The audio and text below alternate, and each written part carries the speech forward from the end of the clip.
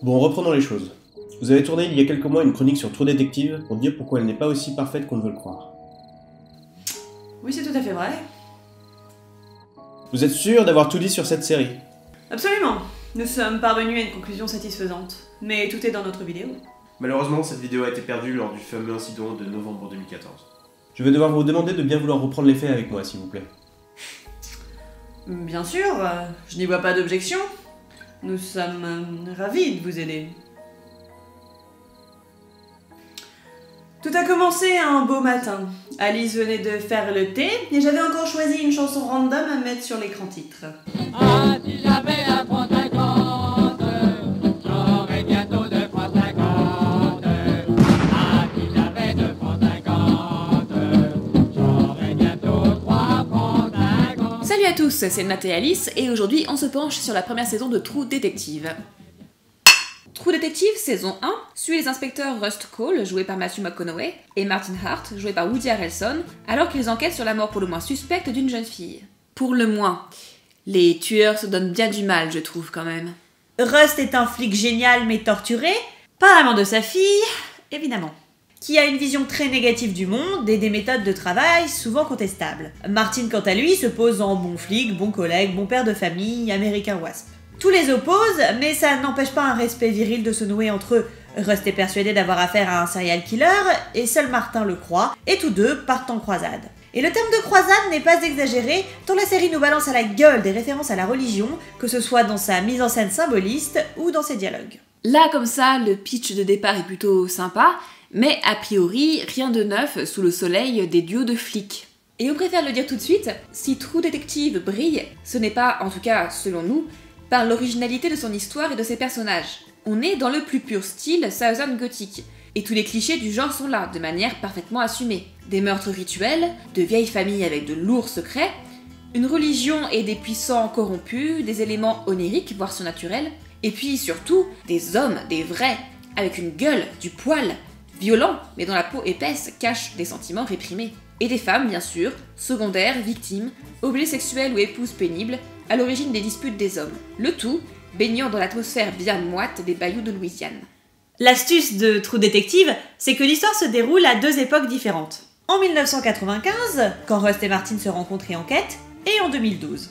À ce moment, l'enquête a apparemment été résolue, mais les dossiers ayant été détruits lors du passage d'un ouragan en 2005, on demande à Rust et Martin de bien vouloir raconter à nouveau les faits. Ce qu'on apprend à la fin du premier épisode, c'est qu'un nouveau meurtre vient d'être commis, similaire à celui de 1995.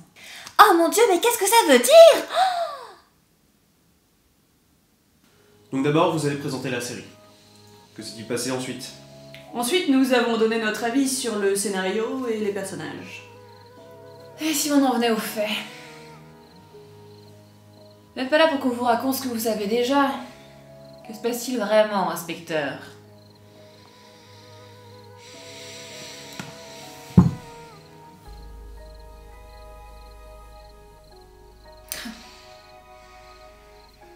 Ils ont récidivé. C'est pourquoi nous avons ouvert la chronique, il y a quelque chose qui manque. Vous voulez bien reprendre, s'il vous plaît? Nous, quand on s'est enchaîné les épisodes, on a trouvé que finalement l'enquête n'était pas l'intérêt de la série. Dans True Detective, on se fiche bien des différentes victimes qu'on oublie très vite, la progression d'indice en indice n'est pas très subtile. Quant au coupable final, c'est le plus gros cliché du monde. Et n'oubliez pas, les enfants, les meurtres rituels commis sur des femmes dans les bayous sont toujours faits sous couvert de religion par l'idiot psychopathe consanguin, rejeton bâtard rejeté de la vieille famille incestueuse qui couche avec sa sœur dans le marais.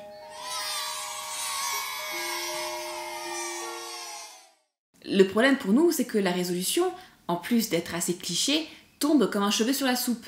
Quand on raconte une enquête, le plaisir du spectateur est en partie, il me semble, dans le fait de tenter de résoudre l'enquête plus vite que les flics. Soit l'histoire en donne les moyens, et c'est plutôt satisfaisant pour le spectateur, soit l'histoire prend au dépourvu, et le spectateur se rend compte avec plaisir qu'il s'est fait balader. Dans les deux cas, l'équilibre est délicat.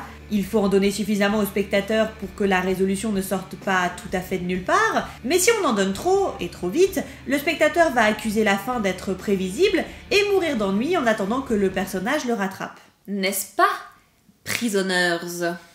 Dans le cas de True Detective, la révélation sort de nulle part. Le spectateur n'avait pas moyen de se douter de quelque chose, puisqu'il s'agit d'un tout nouveau personnage qui apparaît pour le dernier épisode.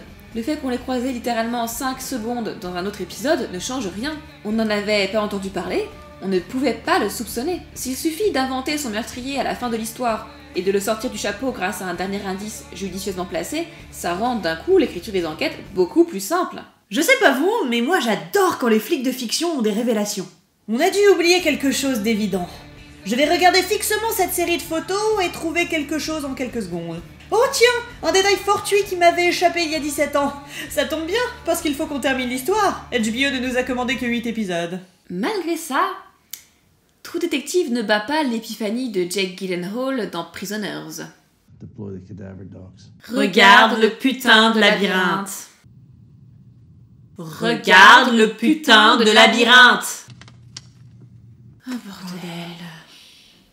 Donc, l'enquête, les femmes mortes et les enfants maltraités, on s'en fiche. Parce que ce que True Detective nous raconte, c'est la relation de 2 hommes blancs et virils, superbement interprétés par les acteurs, dans une Louisiane autant marquée par son climat météorologique que social. Les mentalités sont plus pourries que le bayou. Les pauvres sont faibles, les riches sont décadents, les puissants sont abusifs, les familles sont éclatées, les enfants sont des victimes, le rôle des femmes est vu au prisme de la vision des hommes, et les noirs sont relégués dans des ghettos. Ce n'est pas innocent si, en 2012, les 2 enquêteurs ayant repris l'enquête sont noirs. Et ce qui compte, c'est le cheminement des 2 personnages dans tout ça. C'est exposé dès le premier épisode. En 95, Rust est un flic de génie, et Martin est marié et c'est un bon flic. En 2012, Rust est une ruine qui a quitté la police, et Martin est divorcé et travaille à son compte. En 95, Rust et Martin sont amis. En 2012, ils ne se parlent plus. Que s'est-il passé entre-temps ? Mais voilà, si on a un reproche à faire à cette série, c'est de ne plus finir que par être une étude de personnages et un commentaire social. Prendre son temps dans une série pour développer les personnages, c'est bien. Mais est-ce qu'on avait besoin que ça prenne 20 minutes de dialogue à chaque épisode pour répéter les mêmes choses ? I contemplate the moment in the garden. The idea of allowing your own crucifixion. Allez ! I think human consciousness is a tragic misstep in evolution. Mais accélère ! Nature created an aspect of nature separate from itself. We are creatures that should not exist by natural law. Oh mais ta gueule ! Il faut vraiment noter le talent de McConaughey, capable de débiter ce genre de répliques sans rire et en donnant à leur artificialité l'apparence de la profondeur. Mais en dehors de ça, la série peut devenir super chiante dans ses dialogues qui n'en finissent plus. We are things that labor under the illusion of having a self. This accretion of sensory experience and feeling. Programmed with total assurance that we are each somebody. When in fact, everybody's nobody. Oh, mais qui parle comme ça dans la vraie vie ? True Detective saison 1 a été écrit par une seule personne, une seule. Ah oui, c'est le moment où vous avez attaqué le scénariste. Je vous vois venir. En attendant, je vais pisser comme l'homme viré que je suis.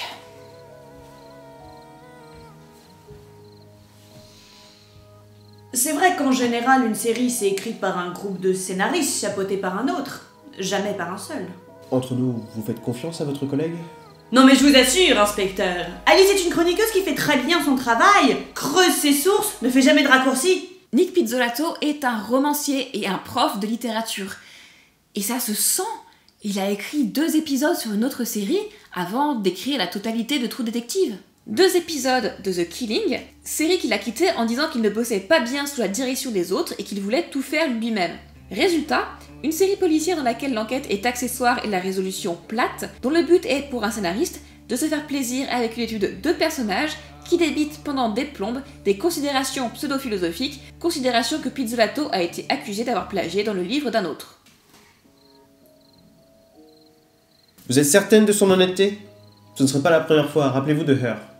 Alice, c'est une professionnelle, sa subjectivité n'entre jamais en compte dans nos chroniques. De toute manière, je ne l'aurais jamais laissé faire un faux pas, nous sommes une équipe. Je vérifie qu'elle ne s'emporte pas, et je l'interromps si elle risque d'agacer nos abonnés. Et en plus, pour faire des personnages complètement stéréotypés. Oh là là, le bon père de famille, en fait il a pas des mœurs irréprochables. Oh là là, le personnage grincheux, en fait il va atteindre la paix intérieure. Oh là là, ils se sont disputés parce que la femme de Martin, elle a séduit Rust. Cette série, elle est vraiment pas originale et elle s'appuie beaucoup trop sur ses dialogues qui sont un peu chiants. Donc pour nous, elle mérite vraiment pas le succès qu'elle a eu et c'est notre conclusion. Alors, inspecteur, ça y est? Vous m'avez accusé d'être de mauvaise foi dans ma chronique. Admettez que c'est louche. True Detective saison 1 a eu un succès retentissant, mais votre chronique se termine sur une note aussi négative? Nous avons fait le tour du sujet, je crois. Veuillez sortir, s'il vous plaît.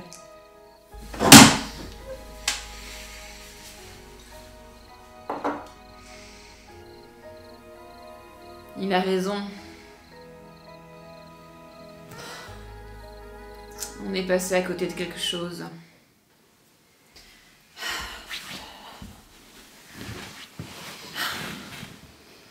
On a forcément loupé quelque chose. Je sais. Regardons cette image fixement jusqu'à ce qu'on ait une révélation.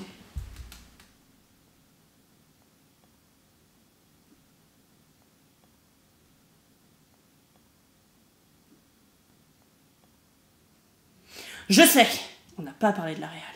Parle jamais de la réal. Chut. De même que la série n'est écrite que par une personne, True Detective n'est réalisé que par Cary Fukunaga. Et de même que Nick Pizzolatto ne vient pas du monde de la série à l'origine, Cary Fukunaga nous vient, lui, du court et long métrage. Et la réalisation de True Detective est magnifique. La mise en scène, la photographie, l'ambiance générale d'oppression et de lourdeur qui s'en dégage, rien à redire. En même temps, si t'arrives à faire de la merde en filmant les paysages de Louisiane, faut changer de métier, Coco. Dans la mise en scène, le fait que la série se passe à 17 ans d'écart est vraiment malin. Vous vous posez plein de questions. Qui a été arrêté en 95 ? Qui doit-on encore arrêter maintenant ? Que s'est-il passé en 95 pour que la mauvaise personne soit arrêtée ? Erreur judiciaire, bavure de flic, enquête inachevée. Ce dispositif crée toute la tension de la série, qui pour nous culmine dans l'épisode 5, dans cette superbe scène où on nous montre que l'enquête en 95 ne correspond en fait pas au récit qui en est fait en 2012. Mais en fait, c'est dès l'épisode 1 que votre point de vue est brouillé, parce que vous découvrez Martin et Rust avant et après. Si en 1995 ils apparaissent plutôt valorisés, voir de suite en parallèle ce qu'ils sont devenus en 2012 et constater leur déchéance remet complètement les choses en perspective. Dans une série où on ne peut faire confiance aux figures d'autorité de loi et de religion, la mise en scène joue constamment de votre perception des personnages et des événements et vous demande à qui se fier. Martin, le soi-disant bon père de famille qui finalement trompe sa femme. Rust, le génie victime d'hallucinations. Le duo de 1995, jeune et innocent, ou le duo de 2012, plus expérimenté. Le dialogue ou l'image ? Félicitations! Vous avez réussi à percer le secret du succès de True Detective. Encore une chronique rondement menée. Oh là, on n'a pas fini. Ah bon? L'image est très belle, certes, mais l'histoire n'étant pas toujours à la hauteur, comme on l'a dit, on a parfois l'impression que tout ça sonne creux et que le visuel n'est que de la poudre aux yeux. Prenez par exemple les scènes de crime esthétisées, qu'on a l'impression d'avoir déjà vues 1000 fois. Prenez l'image de l'homme dans son lit qui fait coucou à Seven, ou la scène de l'homme en slip qui marche, une image très forte, mais qui se contente de faire du teasing en fin d'épisode, et un clin d'œil à Breaking Bad. Prenez encore le plan séquence qui a valu un prix de réalisation à l'épisode 4. Je me méfie énormément des plans séquences. C'est devenu le truc à mettre partout, une sorte de passage obligé devant lequel tout le monde se pâme comme par automatisme. Oui, un plan séquence c'est très dur à faire, mais c'est pas pour autant que sa présence va faire de ton épisode ou de ton film un chef-d'œuvre, surtout si l'intérêt du plan séquence c'est juste gratuit. Et vous savez ce que je déteste vraiment par-dessus tout ? Les brocolis ? Ce que je déteste vraiment par-dessus tout, c'est quand j'entends True Detective, c'est la série de l'année, il y a un plan séquence de folie, et on se croirait au cinéma. Et là, on a une question pour vous. Est-ce que vous trouvez actuellement qu'il y a une tendance pour les séries à être tirées vers le cinéma ? Un seul réal et un seul scénariste qui veulent être seuls aux manettes et tout contrôler sans partager leur rôle avec d'autres. Des formats d'épisodes plus longs, des talents venus du grand écran et puis le milieu se starifie. True Detective s'est payé Matthew McConaughey et Woody Harrelson. Et en saison 2, ils auront Colin Farrell, Vince Vaughn et d'autres. Ce sont des acteurs qui, peut-être, amènent du monde, mais sont souvent très chers et peu disponibles. Et ne restent généralement pas plus d'une saison. Du coup, True Detective est une série dite d'anthologie. C'est-à-dire que ces saisons nous racontent des histoires différentes, avec des personnages différents. Bref, on a l'impression que True Detective a été pensé comme un film de 5h20 plutôt que comme une série de 8 épisodes de 60 minutes. Et après tout, pourquoi pas? Pourquoi se conformer au format habituel de la série? Si les réalisateurs et scénaristes de séries peuvent échapper à leur statut habituel, un statut presque de mercenaire peut être moins valorisant et satisfaisant pour eux, s'ils peuvent s'imposer seuls avec une vision d'auteur, c'est peut-être une bonne chose. Mais en voyant True Detective, son rythme extrêmement étiré, son histoire pas originale, un peu sacrifiée au profit d'une belle image, et ses tartines de dialogue, on ne sait pas trop. J'ose espérer que si True Detective était sorti au cinéma, pour un film disons de 2h30, on n'aurait pas eu les lenteurs qu'on a dans la série. On n'écrit pas et on ne réalise pas de la même façon pour le cinéma que pour une série. Pour nous, les séries de télé n'ont pas besoin du cinéma pour bien se porter.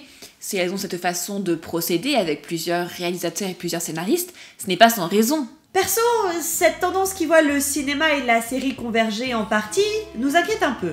L'arrivée des stars, la prise de pouvoir assez égocentrée du réal et du scénariste qui veulent être des auteurs avec un grand A, outre le fait de changer le format des séries, ça en change aussi le budget, qui devient peu à peu encore plus important. Et un peu comme ce qu'on a vu pour le jeu vidéo, où il n'y a plus que les super productions ou les petites, on se demande si on ne se dirige pas vers une production à 2 vitesses des séries, qui ne laisse plus de place aux projets de moyenne envergure. Et ça, c'est dommage si on y arrive, parce que typiquement, ce qui se situe dans un entre-deux, ni trop petit pour être sans risque, ni plein de moyens pour en mettre plein la vue, ce sont des pépites comme Community. Cet épisode est maintenant terminé, on espère qu'il vous a plu, et que même si vous n'étiez pas d'accord avec nous, on sait que True Detective est une série très aimée, la réflexion vous aura quand même intéressé. Et sur ce, on vous souhaite une bonne journée et à la prochaine. Ciao!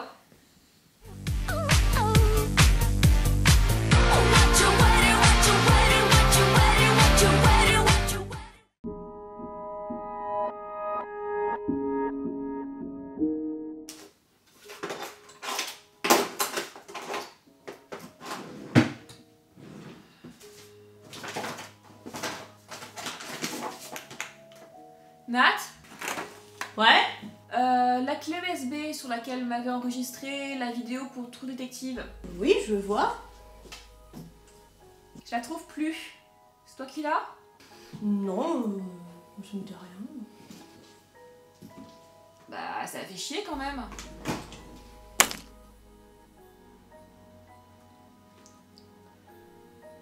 Non, je l'ai pas vu. Bon, on l'a perdu, hein. Bah, je sais pas, cherche mieux.